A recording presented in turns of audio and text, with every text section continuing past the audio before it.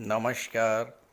बहुत स्वागत है आप सभी दर्शकों का मिथुन राशि के लिए सूर्य राशि परिवर्तन के इस वीडियो में। उच्च के वर्गोत्तम सूर्य, जी हाँ, ग्रहों के राजाधिराज भगवान भुवन भास्कर सूर्यदेव 14 अप्रैल प्रातः 3:25 पर अपनी उच्च की राशि मेष राशि में गोचर कर चुके हैं और 14 मई मध्य रात्रि तक मेष राशि में ही गोचर करेंगे। इसके बाद वृषभ राशि में चले जाएंगे। वर्ष में एक बार ही ये अवसर मिलता है जब गोचर में सूर्यदेव अपनी उच्च की राशि में होते हैं। इस बार के गोचर की खास बात यह है कि सूर्य उच्च तो हैं ही, वर्गोत्तम भी हैं, यानी नौमांश में भी उच्च की राशि में ही गोचर कर रहे हैं। तो इस तरह सूर्य के पास अपना फल प्रदान करने की पूरी क्षमता भी है।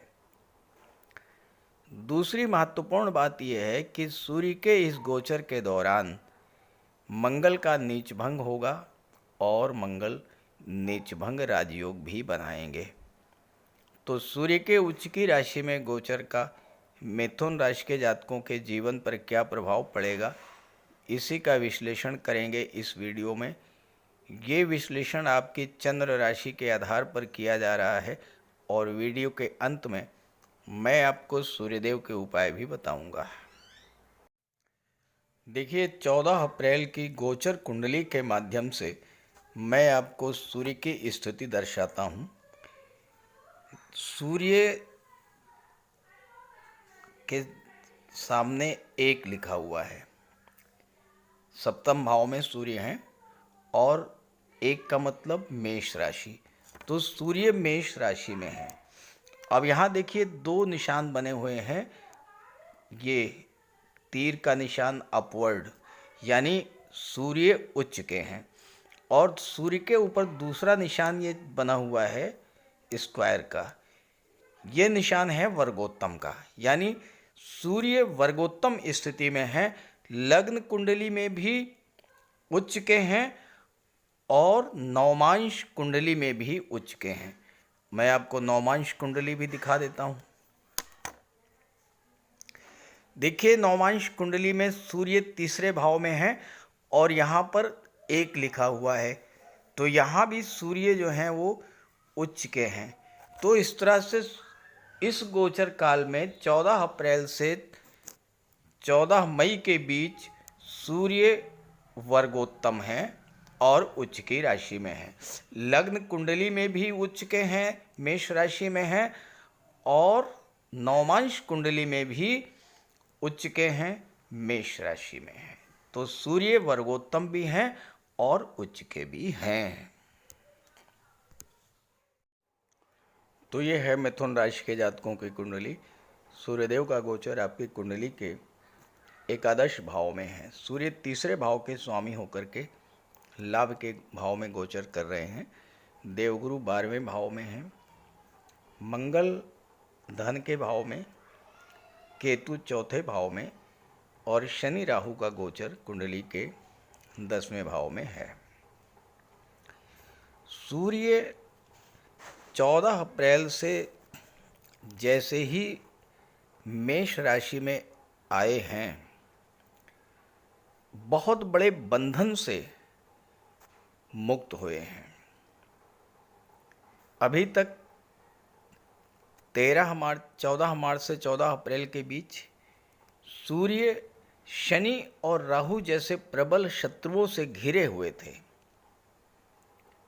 शनि और राहु के साथ होने के कारण ग्रहण दोष बना।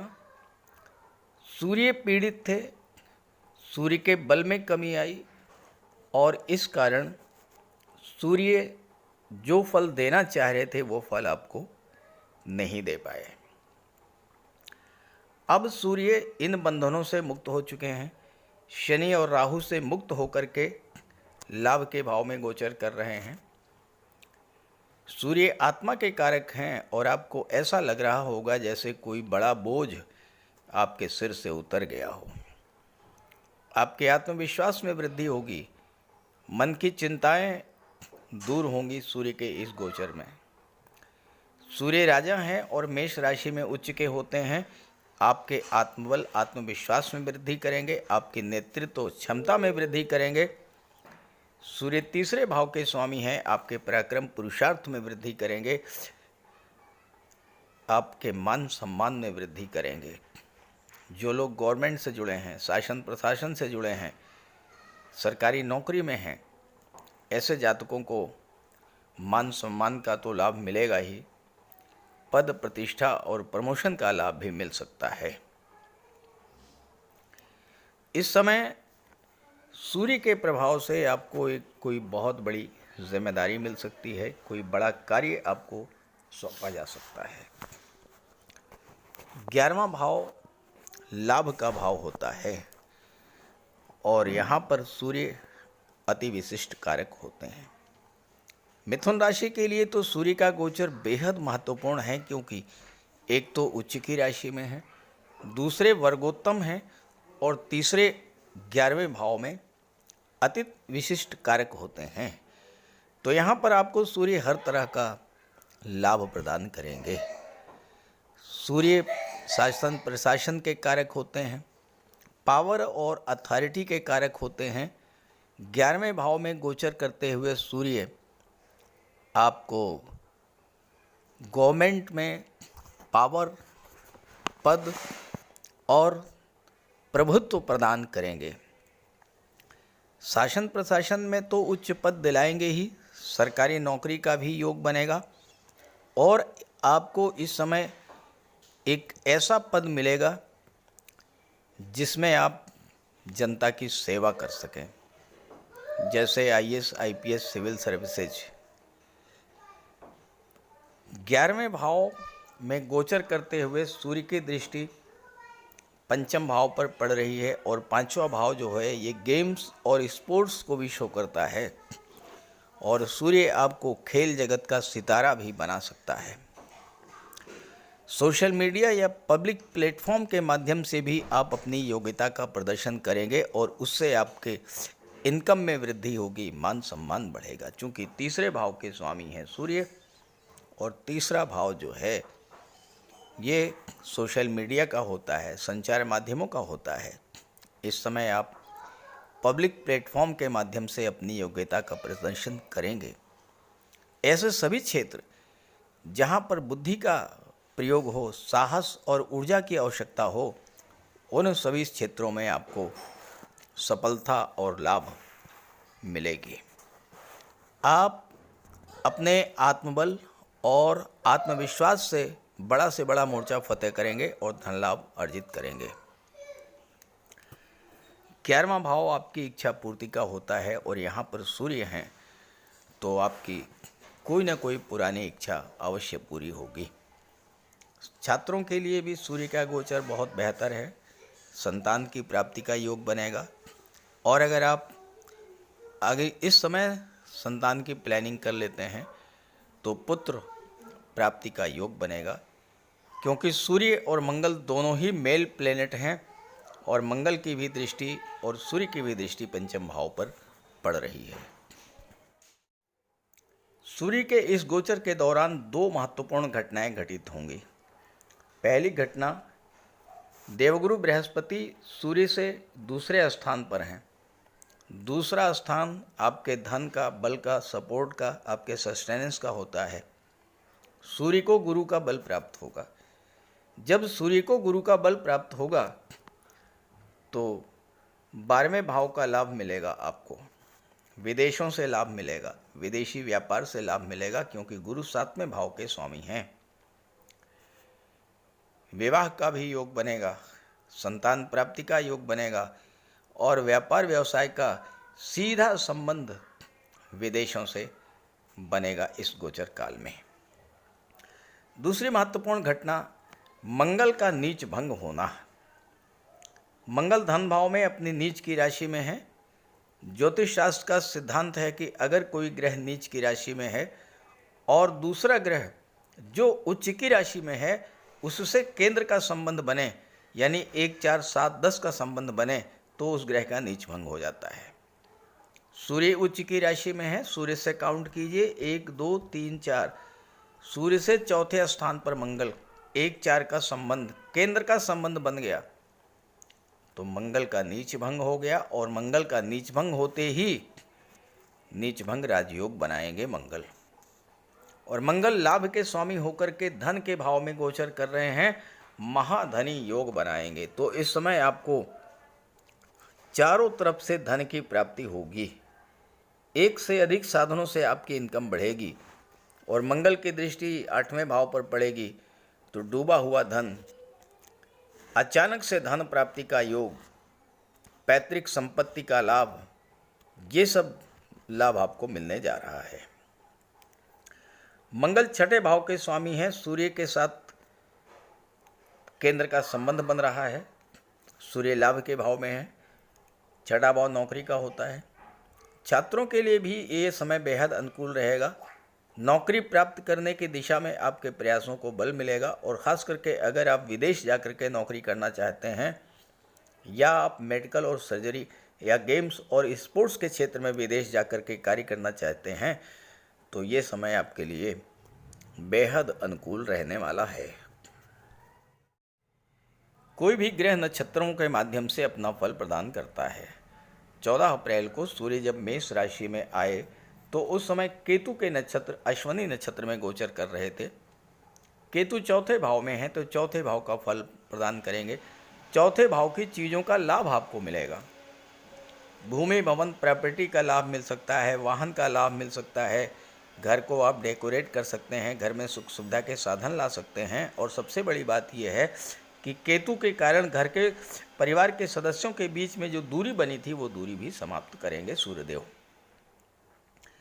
27 अप्रैल को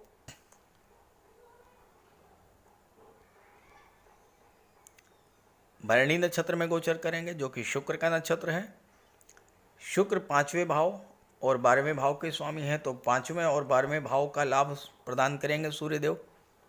संतान प्राप्ति का योग होगा।